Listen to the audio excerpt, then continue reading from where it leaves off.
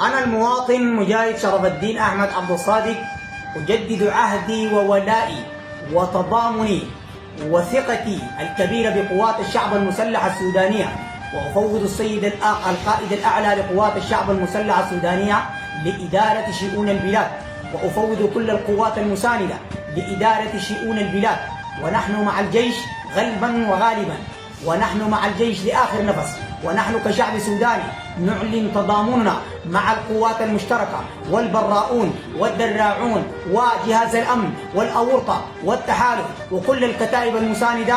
نحن معكم غلبا وقالبا ومع الجيش لآخر نفس، ونفوض السيد القائد الأعلى لإدارة شؤون البلاد. عاشت القوات الشعب المسلح السودانية، عاشت القوات المشتركة، عاشت القوات الدراعة وكل القوات المساندة لقوات الشعب المسلح السودانية. الله أكبر، الله أكبر، الله أكبر.